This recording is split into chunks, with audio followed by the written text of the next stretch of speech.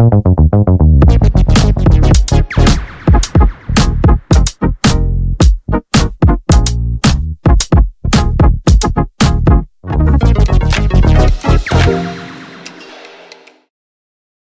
receives a crush from Charles's courtiers. This new book is not the work of an innocent idiot. This is pure malice. Hello and welcome to the Princess Diana News Channel. Today, history is full of true stories where certain princes fight. For example, we know that King Edward VIII's brother, Bertie, the shy and stammering Duke of York, who in reality never wanted to be King George VI, begged his brother not to abdicate the throne. And the dissolute sons of George III all fought like a pack of dogs. But none of them decided it was necessary to write a book to tell everyone about it. And in Prince Harry's new memoir, we're treated to a story about his fight with William, in which the now Prince of Wales allegedly shot his younger brother. I think there are many people who, after reading this book, will have some sympathy for anyone who wants to hit Harry. That I think one thing we can all agree on, however, is that it probably would have been much better not to tell the story of this battle at all, along with so many other stories about the real events. Having made the stupid decision, however, to go public with his feud with the royal family, Harry was under a lot of pressure, I'm sure, from Netflix, publishers, his publicists and agents, to spew as much vitriol as possible. He might have. But that didn't make the situation better. In fact, it just made it much worse. And whatever he wants, he makes us sympathize not with him, but with the royal family.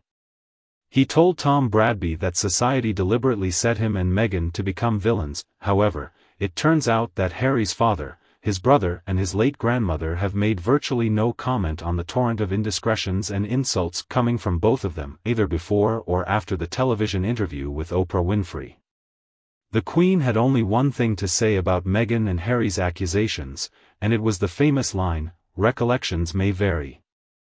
As for the royal family trying to portray Harry and Meghan as evil, the real evil is undoubtedly the publication of this book. This is clearly an act of hostility towards a family who cannot react without making the situation worse. So far, I think many people would have been happy to give Harry the benefit of the doubt. I would still say I think he's just a messed up individual. He's been through a lot of trauma. And my line of thinking would have been something like this.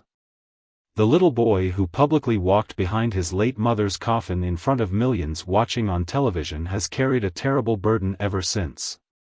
He became a soldier, although of course none of us knew about those 25 enemy fighters he would kill in Afghanistan. Regardless, he tried his best to play second fiddle to his older brother, but something had to give, and his marriage to Meghan seemed to be the catalyst for it all. And this vision of Harry would absolve him of any sort of deliberate hostility. That would have painted him as a nice guy who went crazy and became a little weird while rubbing shoulders with California gurus, charlatans, and Z-list celebrities. But Spare is not the work of a simple idiot. Of course he didn't write it himself, but he still authorized it. And it's based on things he said. This is certainly not the work of a naive fool. It's harmful, plain and simple. Spare's stories are designed to make us think less of Prince William, less of Catherine, the King and even the Queen Consort. Now, I guess it's great for Harry to invade his privacy by recounting what happened behind the palace walls when it comes to his life, even if it means we learn some pretty scandalous details like how Harry lost his virginity to an elderly woman in a field behind a pub. But what Harry does in this book is invade the privacy of other family members in an obvious attempt to degrade them and boost his own reputation. It's despicable and it's calculated. Harry's thoughts about his father, the king, are a good example of this. It now appears that Harry's words about Charles are less directly harmful than what he has to say about some other members of his family. But this story of King Charles begging Harry and William not to make his old age a misery and a conversation that allegedly took place immediately after Prince Philip's funeral should never have been made public. I mean, come on. Harry speaks of Charles as if he were a wreck, someone who is helpless while his sons war with each other. How could a son do this to his father? I mean, betraying a father's trust is like that. In my opinion, the story of this encounter borders on paranoia. As Charles and William approach Harry in anticipation of this, even in Harry's distorted image of this conversation, he doesn't seem to understand how ridiculous he looks by being contradicting. This is similar to how Harry writes this memoir to complain about press intrusion. And then Meghan will go on national television to explain how they deserve the basic right to privacy. So it seems that none of them realize that they are the ones who brought this battle to the palace.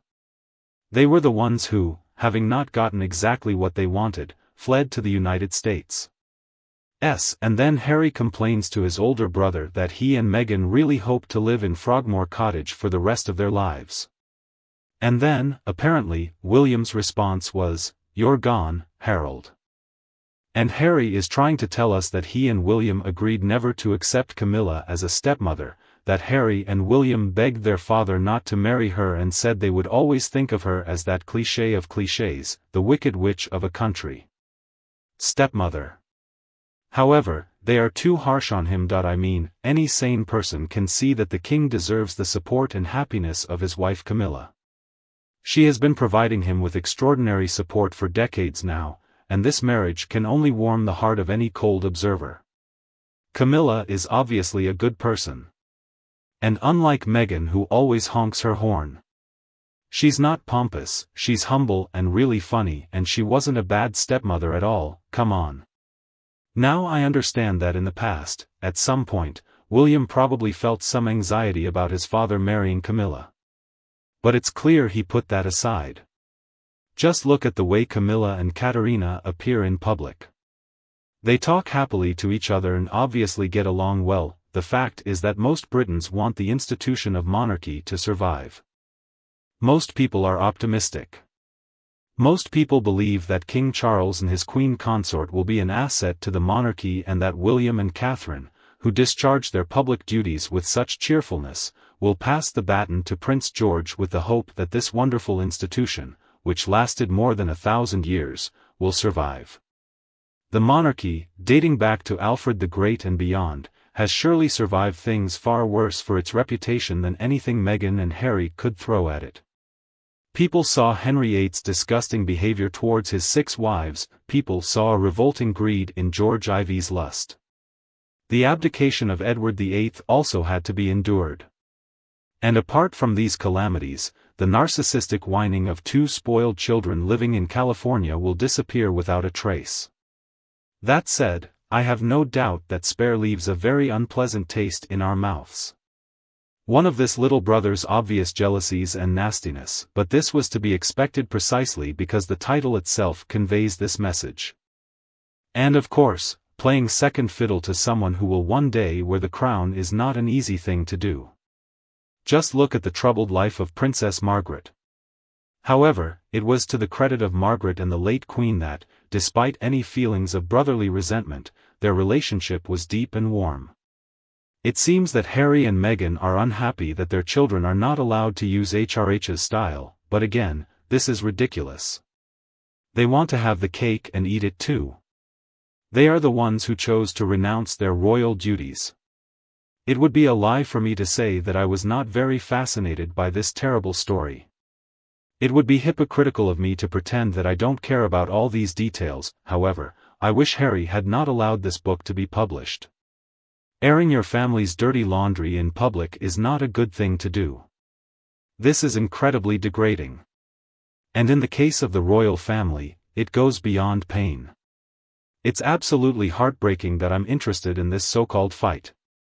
I want to know if this actually happened, but that doesn't mean it's my job to know these kinds of stories. It was Prince Albert and Queen Victoria who invented the modern constitutional monarchy. They took a very big risk in transforming the royals into a sort of perfect family, a model that everyone can aspire to. Of course, that meant getting into trouble, because as everyone could quickly see by watching his eldest son, the Prince of Wales, get into marital scandals, the family might not be so perfect. There didn't seem to be much in the sordid life of Edward VIII that the public would want to emulate, even before they knew that he too was, in fact, a Nazi sympathizer. But then, when George VI and Elizabeth II came along, there seemed to be something to Prince Albert's idea that the royal family could be a perfect family. The monarch held no real power, but could nevertheless influence everyone to view the family as a sacred institution and family loyalty as sacred. And that's certainly why Spare feels like such a betrayal. It's not just that Harry hurt his brother, but also his grieving partner because of their late mother. Harry downplayed the very idea of brotherly love and told us things that, however delicious we might eat them, we would have been better off never discovering. And you, what do you think of Harry's memoirs? Please let me know what you think below in the comments section, and we can chat about him and Meghan too. And don't forget to subscribe to my channel so you don't miss any new videos from the Princess Diana news team. Now, thank you very much for listening, goodbye, and I will come back to see you in the next videos.